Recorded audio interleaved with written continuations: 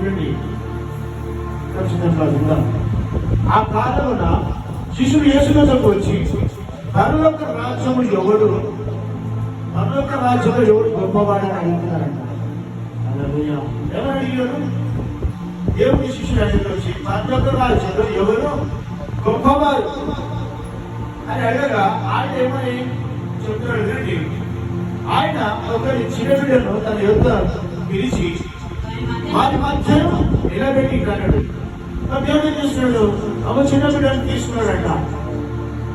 చిన్న బిడ్డను తీసుకొని వారి మధ్యలో నిలబెట్టి మాట్లాడుతున్నాడు. ఏమని మాట్లాడుతున్నాడు చూడండి, శ్రద్ధగా విందాం.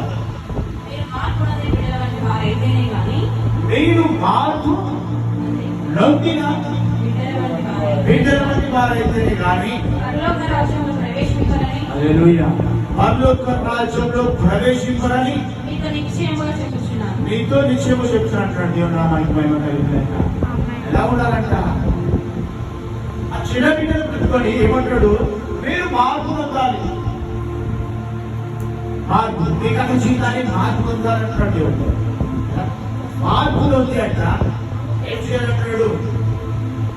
హల్లెలూయా మార్పు పొందిన వారైతే మీరు మార్పు పొంది బిడ్డ వంటి వారైతేనే కానీ పరలోక రాజ్యంలో ప్రవేశించరు. మన జీవితంలోనంట మార్పు పొంది చిన్న పిల్లల మనస్తత్వం కలిగి ఉంటేనే మనకు పరలోక రాజ్యానికి అనుకూలం అంటున్నాడు.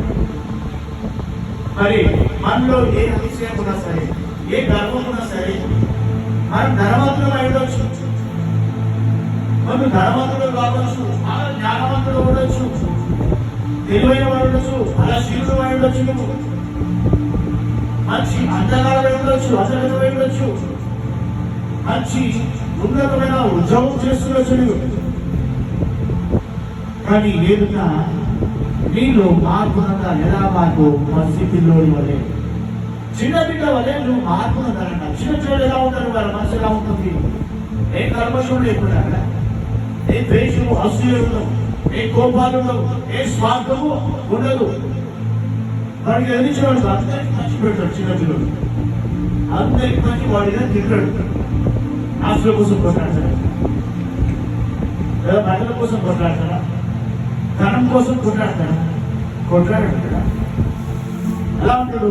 అందరం ఒకటే, అందరు కావాలి, అందరూ కలిసి ఉండాలని చిన్నపిల్లల మనసు. అందుకని దేవుడు అంటాడు, చిన్న బిడ్డ వలె ఉంటేనే పరలోక రాజ్యానికి ప్రవేశిస్తూ అంటాడు. మొదలవుతాడు ఈ బిడ్డ వలె తను తాను తగ్గించుకోవాడెవడో వాడే పరలోక రాజ్యంలో గొప్పవాడు. చూడు, దేవుడు నామానికి మహిమ కలుగుగాక. చూడండి, శిష్యులు అడిగారు పరలోక రాజ్యంలో గొప్పవాడు ఎవరని అడిగినప్పుడు ఏమని చెప్పాడు? ఈ చిన్న బిడ్డ వలె మార్పులోని తన్ను తాను తగ్గించుకోవాలి. చిన్న బిడ్డ వలె తగ్గించుకున్న వాడు ఎవడు పరలోక రాజ్యంలో గొప్పవాడు. నువ్వు అద్భుతాలు చేస్తున్నావు కాదు, ఇక్కడ నువ్వు స్వస్థతలు చేస్తున్నావు కాదు, చనిపోయిన వాళ్ళు బ్రతికిస్తున్నావు కాదు, గొప్ప స్వార్థ చేస్తున్నావు కాదు, అనేకుల్ని ప్రాక్టీస్ నుంచి రక్షిస్తేనే కాదు నువ్వు గొప్పవాడు. ఏం కావాలి? నువ్వు ఎవరైనా సరే, ఎంత గొప్ప సేవకులైనా సరే, ఎంత గొప్ప ప్రవక్తలైనా సరే, భాషల వరకు కలిగిన వాడైనా సరే, పరిశుద్ధ అభిషేకులు కలిగిన వాడైనా సరే, ఏముండాలి? ఏదో మార్పు, మసిపిల్లలని మనసుతో కలిగి మార్పు ఉంటేనే పరలోక రాజ్యంలో గొప్పవాడు పిలవబడతాడు. ఈ క్వాలిఫికేషన్ చూస్తూ ప్రభువా ఈ నామములు ప్రజలు నిలబడినారు, ఈ నామములు అద్భుతం చేసినాను, స్వస్థతలు చేసినాను, నీ గొప్పవాడిని కాదంటే ఏమన్నాడు? ఏమన్నాడు? బతుకున్నాడు కదా, అక్రమం చేయవారు ఆ యొక్క నుంచి తొలగిపోండి, మీరు ఎవరిని లేదు అంటారు. మరి ఎవరు గొప్పవారు అంటాడు దేవుడు? మసిపిల్లల మనస్తత్వం కలిగి తనకు తాను తగ్గించుకున్న వాడే పరలోక రాజ్యంలో గొప్పవాడట. దేవునికి మహిమ కలుగుగాక. హల్లెలూయా. తర్వాత ఏమంటున్నాడు? మరియు ఇలాంటి యొక్క బిడ్డను నా పేరున చేర్చుకున్నాడు. ఏమంటున్నాడు? ఇలాంటి బిడ్డనంట. అంటే మరి చిన్నవారే కానీ పెద్దవారే కానీ మరి ఎవరైనా సరే ఇలాంటి మనసుతో కలిగి తను తగ్గించిన వాడిని, దేవుడి విశ్వాసం వచ్చి దేవుడి ప్రేమ కలిగి తను తగ్గించుకున్న వ్యక్తిని వాడు ఎవరైతే చేర్చుకుంటారో వాడిని ఎవరు చేర్చుకున్నాడంట? దేవుడిని చేర్చుకున్నాడంట. నువ్వు అసహించు, వాడు చూసి అసహ్యం ఉండొచ్చు, వాడు ఊరుకునే ఉండొచ్చు, ఊరుకురాలే ఉండొచ్చు. కానీ నేను చిన్న బిడ్డ మనసు ఉంటున్నాయి. నువ్వు మార్పులో నిన్ను నువ్వు తగ్గించుకొని చిన్న పిల్లల మనస్తత్వంతో ఆ ఊరుకుని ఆ ఊరుకురాన్ని నువ్వు చేర్చుకుంటే, అందుకుంటే, నువ్వు ప్రేమిస్తే ఎవరిని ప్రేమించినట్టు, ఎవరిని అందుకున్నట్టు, దేవుని అందుకున్నట్టు, దేవుని అందుకున్నట్టు, దేవుడిని చేర్చినట్టు, దేవుడిని ప్రేమించినట్టు. దేవుడిని ఆశలు అడగట్లేదు కదా, నువ్వు ప్రవక్తమని అడగట్లేదు. మరి నువ్వు ఆశల వారు తగిన వాళ్ళవా, అన్య భాషలో మాట్లాడగలుగుతున్నావు అని అడగలేదు దేవుడు. దేవుడు అడిగినాడు, మార్పును అడుగుతున్నాడు. నీ మనసు యొక్క మార్పు, నీ హృదయ మార్పును అడుగుతున్నాడు. నువ్వు తగ్గించుకోమంటున్నాడు దేవుడు. ఆ మార్పు, ఆ మనసు ఉంటే పరలోక రాజ్యంలో గొప్పవాళ్ళు పిలబడతావు. ఆ తగ్గింపు, ఆ మార్పు ఉంటే, ఆ ప్రేమ, క్రీస్తు ప్రేమ ఇలా ఉంటే ఎవరినైనా నువ్వు చేర్చుకోగలవు. అలా చేర్చుకుంటే దేవుడిని చేర్చుకునేటట, దేవుడికి ఆధిక్యం ఇచ్చినట్ట. తర్వాత నా యందు విశ్వాసం ఉంచు ఈ చిన్న వారిలో, చూడండి, నా యందు విశ్వాసం ఉంచు ఈ చిన్న వారిలో ఒకరిని అభ్యంతరపరచువాడెవడో, వాడు మెడకు పెద్ద తిరుగటి రాయి, మెడకంట ఒక తిరుగుడు రాయిని కట్టబడిన వాడై మిక్కిలి లోతైన సముద్రములో చాలా పెద్దైన సముద్రములో ముంచి వేయబడ్డ వారికి మేలు. ముంచి వేయక వేయట అంటే అలా దాంట్లో పడివేయడం వేయట. చూడండి ఏమంటున్నాడు, ఆ యొక్క విశ్వాసం వచ్చిన ఈ చిన్న వారిలో ఒకరిని అభ్యంతరపరిచిన వాడు ఎవడు అంటే దేవుడికి ప్రేమ కలిగి, దేవుడిని విశ్వాసం మార్పు నుండి దేవునికి లోబడి తను తగ్గించుకొని తనకున్న ఆస్తి కానీ తనకున్న స్టేటస్ కానీ అన్నిటిని వదిలిపెట్టి తగ్గించుకొని ఉన్న వాటిని ఎవరైతే అభ్యంతరం అంటే ఇబ్బంది పెట్టినా, ఆభాసించినా, మరి అవమానించిన, మరి అలాంటి వాటి అయినంత అలాంటి వారికి మెడకు తెలుగు రాయి కట్టి అంట సముద్రంలో పడివేసుకోలేదంట. ఎందుకు అంటాడంటే ఈయనే ప్రేమించినాడు, ఒక మనిషిని ప్రేమించినాడు. దేవుడు ఇలా ప్రేమిస్తాడు, తను మొత్తానికి తెచ్చుకున్నాడు, సర్వము వదిలేస్తున్నాడు. ఒక మనిషి దేవుడిని బట్టి నాకు బ్రతుకొద్దు, నేను దేవుడి బ్రతుకుతాను, మనిషి బ్రతుకుతాను, మనిషి బ్రతుకుతానని నేనేనా బట్టి తగ్గినాడు. గొప్ప స్థాయిలో వ్యక్తి ఉన్నతమైన చదువు చదివించచ్చు, గొప్ప ఉద్యోగం చేస్తుండొచ్చు, తగ్గించుకొని నేనే బట్టి తగ్గించుకొని దేవుడి సన్నిధిలో ఉంటూ ఆ స్థితిలో మూర్ఖులతో కూడా సమానంగా కూర్చున్నప్పుడు నువ్వు ప్రేమించకుండా అతని ప్రేమ ఏర్పాటు చేస్తూ అభ్యంతరం వస్తూ ఇబ్బంది పడితే దేవుని ఇబ్బంది పెట్టింది కదా. ఒక మనిషిని నువ్వు ప్రేమించలేని వ్యక్తిని దేవుడు ఎలా ప్రేమిస్తావు? కనిపించలే దేవుడు ఎలా ప్రేమిస్తావు? దేవుడు మన అందరిలో ఉన్నాడు, ఆత్మ స్వరూపిగా మనందరి హృదయాలు దేవుడు ఉన్నప్పుడు ఆ మనిషి రూపులో దేవుడు మానవుని ఆయన రూపంలో సృష్టించుకున్నాడు. మరి ఒక మనిషిని దూషిస్తున్నామంటే దేవుడిని దూషిస్తున్నాడు. మరి అన్యుడైనా సరే, క్రైస్తవుడైనా సరే, మరి చెడ్డవాడైనా సరే, మరి ఎలాంటి వాడైనా సరే, ఒక వ్యక్తిని నువ్వు దూషిస్తున్నావంటే మనిషి మాత్రమే నువ్వు దూషిస్తున్నాడు, దేవుని దూషిస్తున్నాడు, నీ సృష్టికర్తను దూషిస్తున్నాడు. ఎవరు మనిషిని తన పోలిక చొప్పున నిర్మించినది కదా బైబిల్ మాకు తెలుస్తున్నది. మనిషిని తన పోలిక చొప్పున నిర్మించుకున్నాడ, తయారు చేస్తున్నాడు, తన రూపంలో మనం తయారు చేస్తున్నాడు. ఆయన ఎలా ఉన్నాడు? రెండు కళ్ళు, ముక్కు, నోరు, చెవులు, చేతులు, కాళ్ళు, హృదయము, తల, వెంట్రుకలు, కానీ ఏ విధంగా దేవుడు ఉంటున్నాడు, తన రూపం ఏ ఆకారంలో ఉన్నదో తన ఆకారంలో మనిషిని సృష్టించినాడు. మరి ఎవరిపై ఉన్నాడు? దేవుని కోరిక ఉన్నాడు. ఇది ఎందుకు నా బ్రతుకు? నేను ఆ శరీరం ఎలా ఉంది? నల్లగా ఉన్నాను, తెల్లగా ఉన్నాను, రావుగా ఉన్నాను, నల్లగా ఉన్నాను. ఇది నీ శరీరం కాదు, నీవు దేవుని కోరిక అయినావు. నేను నువ్వు కించపరచుకునే దేవుని కించపరచు, నేను నువ్వు అవమానపరచుకునే దేవుని అవమానపరచు. కాబట్టి జ్ఞాపకం చేసుకోండి, ఆ విధంగా అభ్యంతరపరచడం సముద్రంలో వెంకిలి లోతైన సముద్రంలో వేసిన వేగట్టుడు. అభ్యంతరముల వలన లోకమునకు శ్రమ అభ్యంతరములు రాక తప్పవు గాని ఎవరి వలన అభ్యంతరము వచ్చినో ఆ మనుషునికి శ్రమ. చూడండి ఏమంటాడు, అభ్యంతరముల వలన లోకమునకు శ్రమ. అభ్యంతరాలు వస్తే వాటి వల్ల శ్రమలు పొందుతాం. అభ్యంతరాలు రాకుండా ఉండవంట, కానీ ఎవరి వల్ల అభ్యంతరం వచ్చినో ఆ మనిషికి శ్రమ అంటున్నాడు. మనిషి వారికి శ్రమ వస్తుంది, ఆ శ్రమ వచ్చినందుకు బాధపడకూడదు. ఎవరు బ్రతుకుతున్నది మాత్రం శ్రమ వస్తుంది. ఈ శ్రమ వచ్చి శ్రమ రాదనేదండి వస్తుంది. కష్టపడాలి, దుఃఖపడతావు, కరువు వస్తుంది, అర్థం వస్తుంది, అన్నీ వస్తాయి నీకు. కానీ వాటన్నిటిలో దేవుడు నిలబెడతాడు. వాటన్నిటిలో దేవుడు సహాయం పొందగలుగుతాడు. ఎప్పుడు మార్పు పొందుతానే నీవు మార్పు నుండి మారు మనసు నుండి చిన్న బిడ్డల వరకు జీవిస్తాయి. హల్లెలూయా. కాబట్టి చిన్న బిడ్డ మనసుతో కలిగి మారు మనసు పొంది రక్షణ పొందితేనే ఆ కష్టంలో నుంచి, ఆ బాధలో నుంచి దేవుడు నేను విడిపిస్తాడు. హల్లెలూయా. దేవుడి సహాయంలో పొందగలుగుతాం. ఏమంటాడు, ఆ విధంగా ఉన్న వ్యక్తిని అభ్యంతరపరిచిన ఆ వ్యక్తి కదా శ్రమ అంట. ఒక సేవకుడు ఉండొచ్చు, ఒక విశ్వాసం ఉండొచ్చు, దేవుడి యొక్క నమ్మకంగా దేవుడి జీవితంలో జరిగిస్తున్న ఆ వ్యక్తిని అభ్యంతర పెడితే, అతను దూషించిన, అతని తిట్టిన, అవమానపరిచిన, అతని వల్ల నీవు తిట్టడానికి నీవే శ్రమ పొందుతావు అంటాడు దేవుడు. హల్లెలూయా. నువ్వు విశ్వాసం ఉండొచ్చు, నువ్వు సేవకుడు ఉండొచ్చు, ఇంకొక మంచి విశ్వాసిని నువ్వు అభ్యంతరపరిచిన, అతను అవమానపరిచిన, తిట్టిన, దూషించిన, నీకు శ్రమ. హల్లెలూయా. సరే కూడా హల్లెలూయా కదా కాదా? కాగా నీ చెయ్యి అయినను నీ పాదమైనను నీ అభ్యంతరపరిచిన ఎడల దాన్ని నరికి నీ యొద్ద నుండి పారవేయుము. హల్లెలూయా. హల్లెలూయా.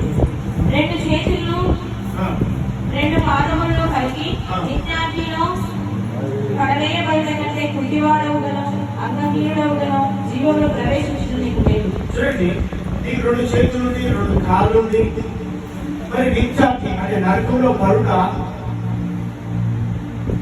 ఎంత ఇబ్బంది కనుక, ఎంత బాధ. నిత్యం అగ్నిలో కాలుట, యుగ అగ్నిలో కాలుట ఎంత బాధ. దేవుడు ఏమంటున్నాడు, నీకు రెండు కాళ్ళు రెండు చేతులు నిత్యాగ్నిలో పరుట కంటే రెండు చేతులు కాళ్ళు లేకుండా అంతహీనుడిగా ఉంటూ పరలోక రాజ్యంలో ఎంత మేలు కదా. నీ ఆత్మకు చావుండదు, నీ ఆత్మ నిత్యము దేవుడి సన్నిధిలో సంతోషిస్తుంది.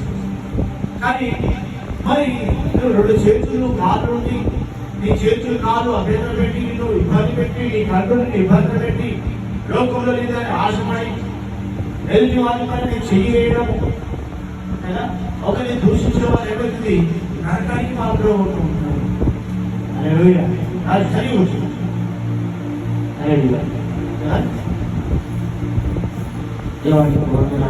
ఇంకేమంటున్నాడు, నీ కన్ను నిన్ను అభ్యంతరపరిచిన ఎడల దాన్ని పెరిగి వేసి నీ యొద్ద నుండి పారవేయమంటున్నాడు. రెండు కన్నులు కలిగి అగ్నిగల నరకంలో పడవేయబడితే కంటే ఒక కన్ను కలిగి జీవంలో ప్రవేశించినా నీకు లేదు. చూడండి, నీ కన్నులు నేను అభ్యంతరం పెట్టుగా ఎంత ఇబ్బంది. నీకు లేని ఎదుటి వారి పైన నువ్వు ఆశించడం, ఎదుటి వారి దగ్గర వస్తువులు చూసి ఆశించడం, కుళ్ళుకోవడం, దానివల్ల ఏమైతుంది, నరకానికి మాత్రమే పడుతున్నాడు. హల్లెలూయా. మరి అలా బరుడు కంటే ఒక దాని ఉండి ఒక దాని మీద అభ్యంతరం పెడుతుండొచ్చు. అని నీలో ఉన్న నీ ఆత్మ దేవుని వైపు చూస్తుంది, కానీ శరీరము లోకం వైపు పరిగెత్తున్నది. ఆ శరీరాన్ని హద్దులో పెట్టుకో. నీ శరీరము మాట విని నువ్వు లోకం వైపు పరిగెడితే నరకంలో పడుతావు. ఆ నరకంలో పడకంటే ఈ కష్టంలో అనుభవించి, ఈ లోకంలో ఉన్న శ్రమలను అనుభవించి పరలోక రాజ్యంలోకి వెళ్తే నిత్య జీవం కదా, నిత్యము సంతోషం. ఇక్కడ పొందలేనిది అక్కడ పొందుతున్న జీవకీర్ణంలో పొందుతాం అక్కడ. హల్లెలూయా. అర్థమవుతుంది. హల్లెలూయా. దేవుడా మనకి మహిమ కలుగుగాక. తర్వాత ఈ చిన్న వారిలో ఒకటైనను తృణీకరింపకుండా చూసుకునుడి. వీరి దూతలు పరలోకమందున తండ్రి ముఖమును ఎల్లప్పుడూ పరలోకమందు చూచుచుందురని మీతో చెప్పుచున్నాను. చూడండి ఏమంటాడు, ఈ చిన్నవారిలో ఒకరినైనా ధృవీకరింపబడి. చూడండి ఈ సంఘంలో ఉన్న ఇలాంటి చిన్న పిల్ల మనసుకి మాల్వాసాన్ని తను తగ్గించుకుని ఉన్న ఈ చిన్న పిల్ల మనసుకు కలిగిన వారినంట ఏ ఒక్కరిగా ధృవీకరించదంటున్నాడు దేవుడు. అంటే ఏ ఒక్కరిగా మీరు వారిని వెళ్ళేయకుండా అంటున్నాడు, వారిని నెట్టివేయకు, వారి మాటలు కానీ వారిని కానీ నీ యొక్క నుంచి తొలిగివేయకు అంటున్నాడు. ఎందుకు? చూడండి వీరి దూతలు పరలోకమందున నా తండ్రి ముఖమున ఎల్లప్పుడూ పరలోకమందు చూస్తున్నాడని మీతో చెప్తున్నాను.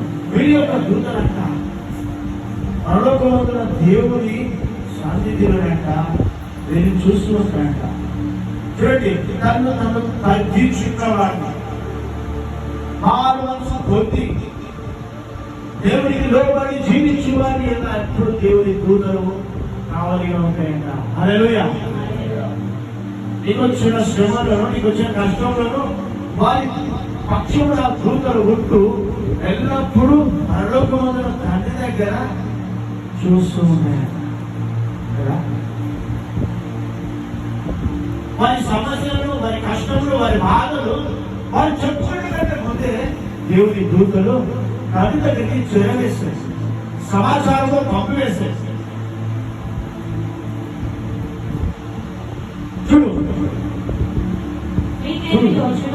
చూడండి మీకేమి తోచును? ఒక మనుషునికి 100 గొర్రెలుండగా ఒకటి తప్పిపోయిన ఎడల 99 కొండల మీద విడిచిపెట్టి తప్పిపోయిన దాన్ని వెతకడా? అవును కదా. ఒక మనిషికి 99 గొర్రెలు, 100 గొర్రెలుండి 99 నుండి ఒక గొర్రె తప్పిపోతే ఈ 99 అక్కడ వదిలిపెట్టేస్తుంది కదా. ఆ చెట్లలో ఆ గుట్టల మీద వదిలేసి తప్పిపోయిన గొర్రె కోసం పరిగెత్తాడు కదా. పరిగెత్తి దాన్ని వెతకడానికి వెళ్తాడు. అంటే దాని దగ్గర 99 మర్చిపోతాడు. తప్పిపోయిన గొర్రె కోసము తన వెతుకుతాడు. అలాగనే దేవుడిన మనలో ఉన్న 10 మందిలో, ఉన్న 20 మందిలో, మరి ఉన్న 100 మందిలో ఏ ఒక్క మనిషి తప్పిపోయినా ఉన్న వాళ్ళందరినీ పక్కన పెట్టి దేవుడు ఆ మనిషి కోసం పరిగెత్తాడు. ఆ మనిషిని తన వైపు లాక్కోవడానికి ఇష్టపడతాడు. ఒకవేళ ఆ తప్పిపోయిన మనిషి దేవుడికి దొరికితే, దేవుడి సన్నిధికి చేరువైతే ఎంతో సంతోషిస్తాడు కదా. ఎందుకు ప్రయాసపడ్డాడు? తప్పిపోయిన కుమారుడు ఇంటికి వస్తే తండ్రి తీస్తున్నాడు, విద్య ఏర్పాటు చేసింది. ఆ విధంగా తప్పిపోయిన నీవు ఎన్ని రోజులుగా దేవునికి దూరంగా ఉన్నావు. దేవుడి పేరును మోస్తూ కూడా ఆయన నామాన్ని నువ్వు ఎరిగిగా లోకానుసారంగా బ్రతికి ఉన్నావు. తప్పిపోయినావు కదా దేవునికి దూరంగా. దేవునికి లోపడలేము, మార్మర్స్ లేదు, రక్షణ లేదు, నిన్ను తగ్గించుకోలేక బ్రతుకుతున్నావు. ఆ ద్వారము లేదా అడిగినప్పుడు గొప్ప సభలు, ఉద్యోగ సభలప్పుడు వచ్చి ఆ ఉద్యోగంలో ఏడ్చి పెరగబడి పెట్టి ప్రభువా నా బ్రతుకులు మార్చు, నేను మారిపోయినా నా బ్రతుకు మార్చు, నాకు మంచి నువ్వు మంచి కార్యము ఉన్నత స్థితిలో నిలబెట్టు, నా అప్పు బాధలు తీర్చు, నా కష్టాలు తీర్చు, ఏడ్చి కన్నీరు కాచి కళ్ళు పగ్గలు కొట్టు ఉంటే దేవుడు తీర్చగా అక్కడ నీవు ఈ మనసు అయిన దేవుడు, నీ హృదయాంతం లేని దేవుడు నిత్యం ఎలా ఉండాలి? ప్రతినిత్యము మార్పు నుండి ఉండాలి నీ మనసు, నీ హృదయం. ప్రతినిత్యము ప్రతిరోజు ఏ చోట నిన్ను తగ్గించుకోవాలి. రెండు వారిని పొరుగు వారిని ప్రేమించాలి. నీ శరీరానికి ప్రేమిస్తాం కదా. ఇప్పుడు నా శరీరం కోసం మంచి షర్టు, మంచి కలర్, నాకు నచ్చిన దాన్ని తెచ్చుకొని వేసుకున్నాను. షాప్కి వెళ్ళి మంచిగా కటింగ్ నచ్చిన విధంగా తయారు చేసుకోవచ్చు. మంచిగా మేకప్లో తోటి, ఫేషియల్ తోటి, బ్యూటీగా తయారు చేసుకొని ఆ మొహాన్ని ప్రేమిస్తాను కదా. నూతన వస్త్రాలు వేసుకొని ప్రభుత్వం మంచి పౌడరు పేరుతో పెట్టుకొని నేను అందంగా కనిపించాలి అందరిలో సేవకుని మనల్ని అంతా చూస్తున్నారు. మనల్ని మంచి ఫోటో తీయమ్మా, మంచి వీడియో తీసి మంచి వర్క్నా లేదా అందంగా లేదా కొంచెం ఫోటో తీసుకొని ఉన్నాడా నిన్ను ఎంత ప్రేమిస్తున్నావు అలాగే ఈ పొరుగు వారి అంత ప్రేమించమంటాడు దేవుడు. అది నిజమైన మార్పు, అది నిజంగా చిన్న బిడ్డల మనసత్వం, అది క్రీస్తు ప్రేమ. క్రీస్తు ప్రేమకు అది సాదృశ్యం. నీ శరీరాన్ని ఎంత ఇష్టపడతావు ఒక్క క్షణం వెయిట్ చేయవు. డబ్బులు ఎక్కడ పక్కన అడుగుని పోయి బ్యూటీషియన్ చేసుకున్నారు. కొత్త బట్టలు కొంటావు, షూస్ కొంచెం ఖరాబైనా కొత్త షూస్ కొంటావు. ఎందుకు? నీ శరీరాన్ని నీ దేహమును సౌందర్యంగా ఉంచుకోవడానికి, ఇతరులు ఇష్టపడడానికి. నీ దేహాన్నే మట్టిలో కలిసిపోయే ఈ దేహమనే ఎంత ఇష్టపడితే అంత అందం వచ్చడానికి ఇష్టపడుతున్నావు కదా. కొద్ది రోజులు స్నానం చేయక, కొన్ని రోజులు స్నానం చేయక ఉంటేనే ఒళ్ళు పట్టిపోతుంది నీ శరీరం. అంత శరీరాన్ని నువ్వు ఇష్టపడుతున్నావు. నిత్యము దేవుడి దగ్గర కాల్సిన ఆత్మ ఇది. నిత్యం యుగాలు జీవించే ఆత్మ మరి అందంగా ఉండాలి కదా. దేవుడితో సజీవంగా ఉండాలి, నరకంలో కాదు, పరలోకంలో ఉండాలని ఆశపడ. చూడు, ఆ 99 గొర్రెలు వదిలిపెట్టి ఒక నమ్మిపోయిన గొర్రె కోసం పరిగెత్తాడు. చూస్తున్నాడు వాడు దాన్ని కనుగొనే ఎడల 99 గొర్రెల గురించి సంతోషించినంతకంటే దానిని గూర్చి ఎక్కువగా సంతోషించినని. చూడు, ఉన్న 99 గొర్రెల కంటే దొరికేదానికంటే దొరికేదానికి ఎక్కువ సంతోషిస్తున్నాడు. నిశ్చయంగా చెప్తున్నాను. దేవుడు నామానికి మహిమ కలుగుగాక. కదా ఈరోజు 1,00,000 రూపాయలు మరి నీకు బిల్లు వచ్చింది. పొరపాటున 1,00,000 రూపాయలు ఒక 1000 రూపాయలు అకౌంట్కి పోయినాయి. ఏం చేస్తావు? ఎలా పోయినా ఫస్ట్ ఇంటర్వ్యూ చేస్తావు. బ్యాంకు పోయిన రాత్రి అనుకో తెల్లారిందాక నిద్ర పట్టదు. ఆయనతో మాట్లాడుతూ గొప్ప చూడకు ఆ సినిమాలు వేసి కాదు కానీ 1000 రూపాయలు పోయింది. అవన్నీ పోయినా కూడా 1,99,000 తీసుకురాపోయినా ఆ 99,000 నువ్వు డ్రా చేసుకొని రాపోయి అంటే లేదు లేదు నీ వెతుకోవు కానీ నా 1000 రూపాయలు నాకు కావాలి. భార్య ఎంత అన్నం పెట్టినా తినవు. చూడు, నువ్వు చేసిన పని మొత్తం నీ డబ్బులు వచ్చిన అకౌంట్లో ఉన్నాయి 99,000 ఉన్నాయి. ఒక్క 1000 రూపాయలు లేదు 1,00,000 రూపాయల బిల్లులో. ఈ మనిషి ఆ బిల్లు వచ్చినప్పుడు ఇంట్లో మంచి చికెన్ చేసుకున్నాడు. కుటుంబం అందరూ కూర్చొని సంతోషంగా తింటామని బిల్లు ఏర్పాటు చేసుకుంటాడు. ఆ ఒక్క మెసేజ్ 1000 రూపాయలు పోయినట్టు మెసేజ్ చూసి ఆ భోజనం తినడు. కూడా 99,000 తృప్తి పడాడు. ఎందుకంటే తన కష్టాలు కానీ తన సొమ్ము పోగొట్టుకున్నందుకు ఆ 1000 రూపాయల కోసం ఆ భోజనం తినకుండా ఆయన ఉదయాన్నే లేస్తాడు. ఎప్పుడు తెల్లారుతుందా, ఎప్పుడు బ్యాంకు సమయం అవుతుందా, ఆ బ్యాంక్ సమయంలో పొరపాటు 10 గంటలైతే 8 గంటలకు కూర్చుంటాడు బ్యాంక్ దగ్గర. వాషింగ్ మెషిన్ ముందే ఓపెన్ చేయడం చూడకుండా వెళ్ళి అడుగుతాడు. అమ్మ నా 1000 రూపాయలు పోయినాయి, నా అకౌంట్ 1,00,000 రూపాయలు ఉండే, మరి 1000 రూపాయలు పోయినాయి, మరి ఏంటి పరిస్థితి అన్నప్పుడు మాతో ఆహ్వానంలో గొడవ పెట్టుకున్నా సరే చూసి ఆ 1000 రూపాయలు తిరిగి మరణాన్ని అకౌంట్ లో వచ్చేదాన్ని ప్రయత్నం చేస్తాడు. ఆ 1000 రూపాయలు దొరికినప్పుడు ఈ 99,000 సంతోషం కంటే నీకు వచ్చిన ఆ 1000 రూపాయల కోసం సంతోషపడి వస్తువు వస్తుంది. మళ్ళా ఆ 1000 రూపాయలు 2,000 రూపాయలు ఖర్చు పెట్టు. హల్లెలూయా. దేనికయ్యా మళ్ళీ ఈరోజు మళ్ళా తెలిసే భోజనం ఏంటయ్యా మళ్ళీ విందు ఏర్పాటు చేసిన ఎందుకంటే నేను పోగొట్టుకున్న 1000 రూపాయలు నాకు దొరికినాయి, తిరిగి నాయకు నేను సంపాదించుకున్నాను. ఏం చేస్తావు? సంతోషంగా మళ్ళీ విందు ఏర్పాటు చేస్తావు. చూడు, దేవుడు నామానికి మహిమ కలుగుగాక. చూడు, దేవుడి అలాగే తప్పిపోయిన ఒక ఆత్మ కొలుస్తాం. ఉన్న ఆత్మలు పక్కన పెట్టి ఉన్న ఆత్మలు సంతోషించినాకంటే తప్పిపోయిన ఆత్మ దొరికినప్పుడు రెట్టింపు సంతోషం అంట, రెట్టింపు ఆనందము, రెట్టింపుగా దేవుడు ఉత్సవిస్తాడంట. ఆ పర్లోకం రాజ్యంలో విందు ఏర్పాటు చేసుకుంటాడు.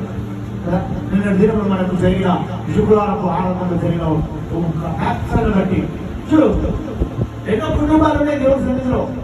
తప్పిపోయిన ఈ కుటుంబాన్ని రక్షణ లేక, బాల మనసు లేక, నశించిపోతుండేనా, శ్రమల పాల్గొంటుండేనా, దేవుడికి దగ్గర లేక, దేవుడితో సహవాసం లేక ఇబ్బంది పడిన దేవుడు ఇంతగా బోధించినాడు. మరి ఈ కుటుంబము దేవుని సన్నిధికి వచ్చినప్పుడు దేవుడు ఎంతో సంతోషించాడు, హర్షించాడు కదా, దేవుడు ఆనందించాడు. ఆయన ఆనందముని వెల్లడిపరిచాడు, వ్యక్తపరిచాడు. ఏ విధంగా పరిశుద్ధాత్మను అగ్నిచేత మీకు బాప్తిసం ఇచ్చినాడు, ఆయన అభిషేకం కుమరించాడు ఆ రీతిలో.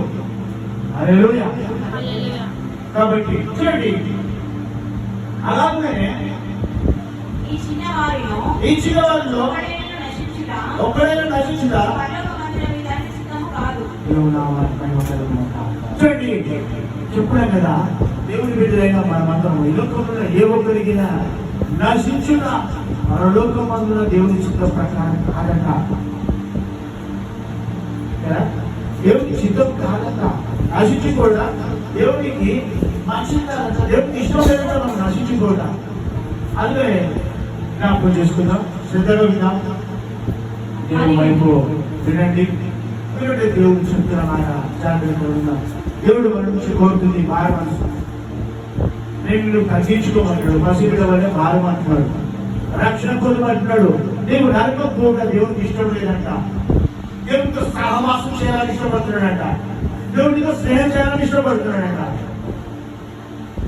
తర్వాత ఏమంటున్నాడు, మరియు ఈ సహోదరుడు ఈ ఏడల తప్పిదము చేసిన ఎడల ఈ సహోదరుడు ఈ ఏడల తప్పిదం చేసిన కదా, నీవు పోయి నీవు అతడును ఒంటరిగా ఉన్నప్పుడు అతని గద్దించి ఉద్యోగాన్ని కలిగినాక ఏంటేమంటున్నాడు, అమ్మా నీ సహోదరుడు గాని నీ సహోదరి గాని నీ ఏదైనా తప్పు చేస్తే దాని అక్కను నీ శరీరం, నీ అన్నను నీ తమ్ముడు నీ ఏదైనా తప్పిదం చేస్తే ఏం చేయాలి? అతను ఒంటరిగా ఉన్నప్పుడు వెళ్ళి గద్దించమంటాడు, అంటే సమాధానపడమంటాడు. ఒంటరిగా ఉన్నప్పుడు ఎవరు తప్పు చేసినా దేవుడు గద్దించమని ఏం చేస్తారు? మన క్రైస్తవులే కానీ హిందువులే కానీ ఎవరైనా సరే ఏం చేస్తుందా సార్? తెలివి కానీ బాగా తెలివైన వారు ఒక ఇంట్లో ఫంక్షన్ వచ్చినప్పుడు, తమ్ముడు కనిపించినప్పుడు, అక్క కనిపించినప్పుడు, లేదా ఒక ఇంట్లో ఏదైనా శుభకార్యం కానీ అశుభ కార్యంలో కానీ కలిసినప్పుడు ఏం చేస్తారు? దొరికిందే ఛాన్స్ అని అక్కడ నిలబెట్టి అడిగేస్తారు, కొట్టాడు పెట్టుకుంటారు, పెట్టుకుంటారు. మమ్మల్ని అట్లా కాదు, నన్ను ఏమన్నావు, ఇదేమన్నావు, నా గురించి ఇట్లా మాట్లాడమంట అట్లా మాట్లాడమంట, ఇదేనా ఇది? అవును, పెద్ద మనుషులు ఎందుకు ఇక్కడ మాట్లాడుతున్నావు అంటే, వీడు మన దొంతులా, నేను ఎక్కడో 500 ఉంటుంది, నేను ఇక్కడ ఎన్నో 400 ఉంటా, ఇది ఎక్కడో మసిలీపట్నం ఉంటుంది, ఇలా దొరికింది నాకు దొరికి కాబట్టి అవకాశం దొరుకుతున్నాను. ఏమంటున్నాడు జాగ్రత్త సుమా, మీ సహోదరికి మీ సహోదరి గారికి మీరు అభ్యర్థన పెట్టేయాలా? వాళ్ళు ఒంటరిగా ఉన్నప్పుడు, అంటే నీవు నీ సహోదరుడు ఒంటరిగా ఎవరు లేనప్పుడు మీ ఇద్దరు ఒక్కరిగా కూర్చొని గర్జించాలి. నేను చేసిన తప్పేంటి? నా వల్ల నీ పొరపాటు నన్ను క్షమించు, లేకపోతే నీ వల్ల పొరపాటు మరోసారి చేయకు అని అడిగినాడు. మిమ్మల్ని మీరు సరి చేసుకోవాలి కదా, కడుపు చెప్పుకుని కాదని పడేది. నువ్వు రోడ్డు మీదకి ఎక్కి తిట్టుకుంటే నీ పరువు పోతుంది. నేను సృష్టికర్త నామానికి చెడ్డ పేరు వస్తుంది, నీ తల్లిదండ్రులకు చెడ్డ పేరు వస్తుంది, ఈ వంశానికి చెడ్డ పేరు వస్తుంది. అరే ఫలానా కుటుంబంలో ఫలానా కొడుకులు, ఫలానా కోడళ్ళు, ఫలానా బిడ్డలు, అదే మనుషులు రోడ్డు మీద కుక్కలు కొట్టుకుంటారు, బంధువులు లేక కొట్టుకుంటారు, ఇష్టం వచ్చినట్టు మాట్లాడుకుంటారు, ఎవరిని చూడరు. మీ అందరినీ నువ్వు తక్కువ చేస్తే నిన్ను నువ్వు తక్కువ చేసుకున్నాడు, నీ తమ్ముడు కించపరిస్తే నిన్ను కించపరుచుకున్నట్టు. ఒక వ్యక్తి వచ్చి నీ తమ్ముడి గురించి చెడుగా మాట్లాడినప్పుడు నువ్వు సంతోషించి, అవును నా తమ్ముడు చెడ్డవాడు, వాడు ఇంకా బాగుంటాడు, వాడికి 2 మాటలు చెప్పినప్పుడు ఏమవుతుంది? వాడి దృష్టిలో నువ్వుగా చెడ్డవాడిని అవుతుంది. అవసరానికి పోయినప్పుడు అరే నీ తమ్ముడే చెడు, నువ్వైతే చెడు నాకు తెలుసు, వాడి గురించి బయటపడలేదు, నీ గురించి బయటపడలేదు. ఒకవేళ నీకు సహాయం చేస్తే నీ గురించి నాకు బయటపడుతుందేమో. ఆ రోజు నీ తమ్ముడి గురించి నువ్వు 1-2 మాట నిషేధించావు. నీ గురించి అంటే నీ తమ్ముడి అన్న నీ తమ్ముడు ఇంకా చెప్పినాడు నీ గురించి చెడినా. చూడు, నీకు తగ్గించుకునే కదా, నీ తమ్ముడి గురించి తప్పుగా చెప్తే, నీ తమ్ముడి గురించి నువ్వు చెడుగా మాట్లాడితే నీ గురించి చెడుగా చెప్పబడుతుంది. నీ తమ్ముడు చెడ్డబడని చెప్పినప్పుడు లేదు అలా ఇలా మాట్లాడుతున్నాడు. నా తమ్ముడు అలాంటి వాడి కాదు, అలా చేయడు. నాకు తెలుసు అది మాట్లాడి నీ తమ్ముడు వచ్చినప్పుడు కూర్చోబెట్టి అప్పుడు ఇలా జరిగినట్ట అది చేయకూడదు కదా, మనకు అవసరం లేదు కట్ చేసుకున్నాం. మార్చుకొని వెతుకున్నప్పుడు ఎంత తగ్గింది కదా, ఎంత సంతోషిస్తాడు నీ తమ్ముడు. అయ్యో నాన్న నా కోసం చెప్పిననే, నా స్నేహితులు ఎక్కడ దూషించలేదే, అప్పుడు వాళ్ళ ఇంటి మీదకి వస్తే నాన్న నాకు వాళ్ళ ముందు అవమానపరచలేదే, నాకు సహాయంగా ఉన్నాడు, నాకు తోడుగా ఉంటే నా పక్షం కూడా మాట్లాడినాడు నాన్న. రేపు నాడు నీకు ఆపద వచ్చినప్పుడు, నీకు కష్టం వచ్చినప్పుడు నీ తమ్ముడు వచ్చి అడ్డం రాబడ్డాడు. ఎవరు ఏం మాట్లాడుతున్నాడు, ఎవరి గురించి చేస్తున్నాడు? నా అన్నవాడు ఒకవేళ పొరపాటు తప్పు చేసినా కానీ వచ్చి అడ్డించబడ్డాడు. మీరంటాం కదా, వచ్చి నిలబడ్డాడు. ఎందుకు నువ్వు చేసిన సహాయం బట్టి, నీ ప్రేమను బట్టి తన ప్రేమను వ్యక్తపరుచుకుంటాడు. అలాగే నీవు కూడా దేవుని యందు నువ్వు తగ్గించుకొని నీకు వారిని గౌరవం ప్రేమించమనుకో, నీ కష్టంలో నీ ఆపదలో దేవుడు నీకు అడ్డుగా ఉంటాడంటున్నాడు. దేవుడు నామానికి మహిమ కలిగినాక తన నామాన్ని, ఆయన శక్తిని వ్యక్తపరచుకున్నాడు, ఆయన ప్రేమని వ్యక్తపరచడం దేవుడు. హలో సాధన ఏమనుకుంటున్నావు? నా కుమారుడు, నా కుమార్తె, నా ముట్టుకుంటావు. చూడు యోగుని చూసా, యోగు తనకిచ్చిన సమస్తం పోగొట్టుకున్నాడు కదా, ఆస్తి ఐశ్వర్యం పిల్లలను, ఆఖరికి తన శరీరం కుళ్ళు బట్టి కుక్కలు నాకులను దేవుడు దూషించలేదు. బాగా తగ్గించుకున్నాడు, తగ్గించుకున్నాడు.